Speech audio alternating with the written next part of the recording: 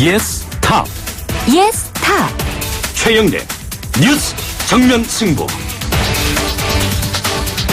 쌀쌀한 화요일 하루 잘 보내고 계십니까? YTN 뉴스 FM 뉴스 정면 승부 최영일입니다. 대통령 자신을 수사 대상으로 하는 이 최순실 게이트 특별검사법, 또 이 한일 양국이 군사정보를 직접 공유할 수 있도록 하는 군사정보보호협정, 두 사안 모두 이 전국의 긴장을 높일 현안인데요. 오늘 대통령이 재가를 했습니다. 특검법은 대통령 측이 중립성을 강조하고 있다는 점에서 임명 과정에 진통이 있지 않을까 걱정들이 있고요. 이 한일 군사정보보호협정은 재개방침 발표 후 그야말로 속전속결로 밀어붙였다는 점에서 야권이 반발하고 있습니다. 한편 이 새누리당 소속의 남경필 경기도지사 그리고 김용태 의원 오늘 탈당을 선언했습니다. 박 대통령의 탄핵소추와 출당 그리고 당 지도부 사퇴 문제를 놓고 친박 지도부와 비주류가 대립하고 있는 상황에서 이 두 사람의 탈당, 과연 추가 탈당과 분당 사태로 번져나갈지 다양한 해석들이 나옵니다. 오늘 뉴스 정면 승부 2부에서는요. 이 새누리당 비주류가 주축이 된 비상시국위원회죠. 이 실무위원장을 맡고 있는 김재경 의원을 연결해서 당 상황 등 여러 현안에 대한 의견 들어보겠습니다. 뉴스 정면 승부 지금 시작합니다.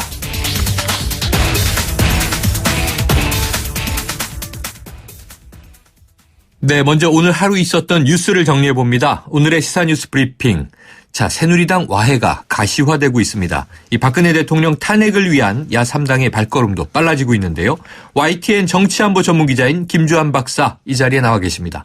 안녕하세요. 안녕하세요. 네, 자, 오늘 남경필 경기지사 그리고 김용태 새누리당 의원 탈당했습니다.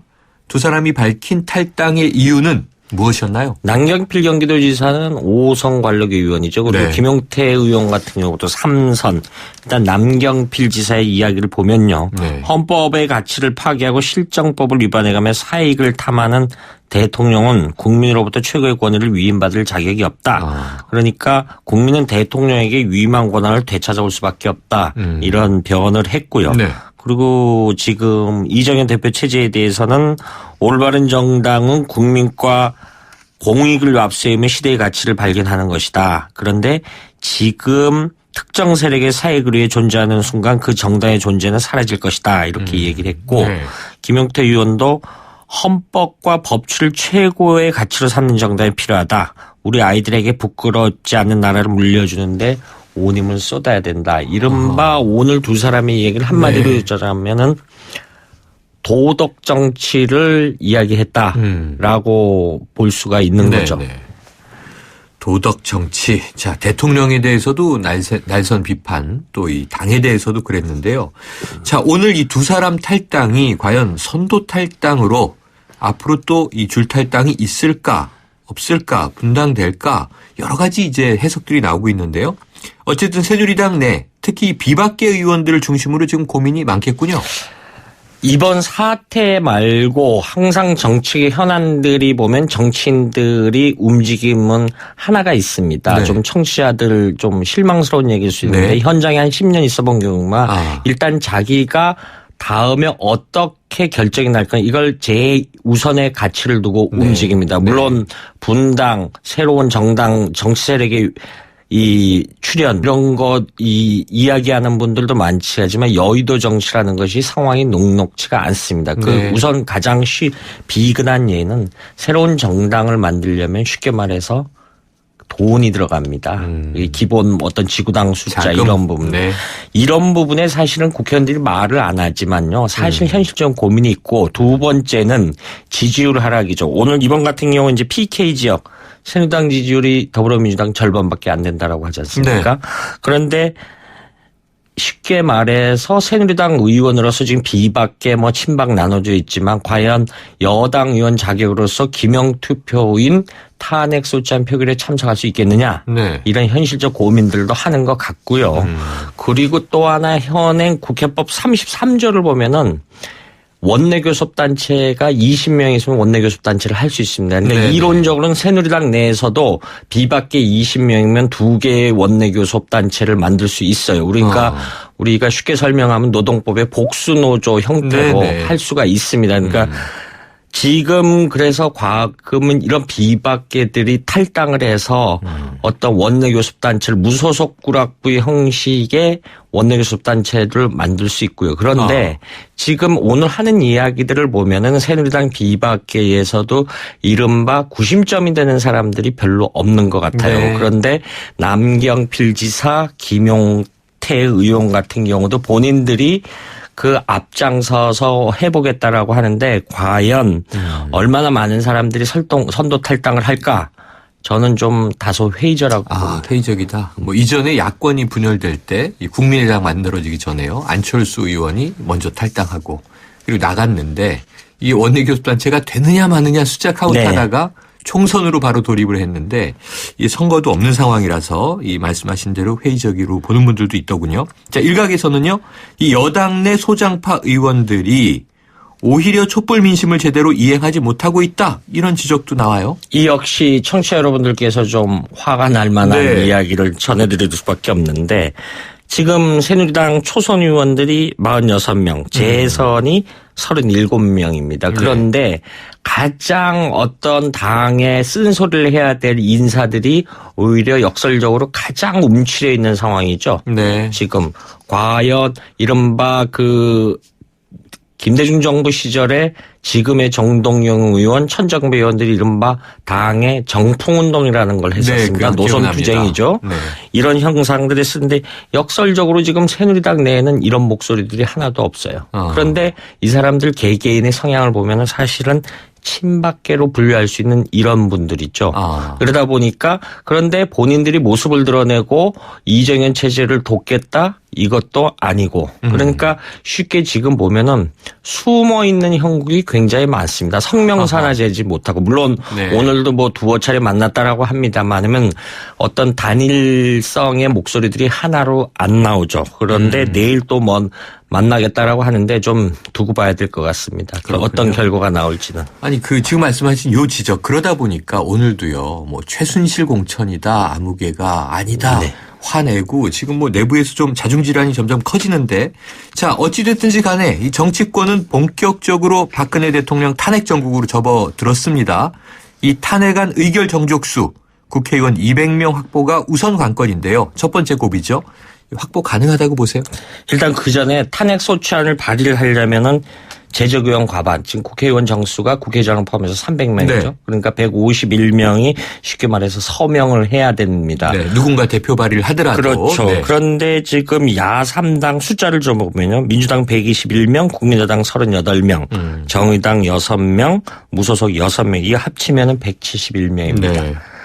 이 숫자로서는 충분히 발의를 할 수 있죠. 문제는 한다. 이것이 본회의에서 통과되려면 제적의원 3분의 2 이상 그러니까 170명 이상 최소 171명이 돼야 되는 거죠. 네. 200명 이하이 되죠. 네. 그런데 이 지금 제가 이야기한 각 정당 의원을 합치면 171명이죠. 쉽게 말해서 네. 새누리당 내에서 최소 29명이 더 필요하다라는 거죠. 탄핵에 찬성해야 한다. 필요하다는데 그런데 앞서 말씀드린 이거는 무기명투입니다. 누가 반란표가 나올지 누구도 모르죠. 그런데 네. 역설적으로 지금 야3당이 누구하고 손잡고 하려고 그럽니까? 비박계하고 손잡고 하려고 그래요. 그런데 우리가 한 6년 전 상황으로 되돌아가보면요. 네.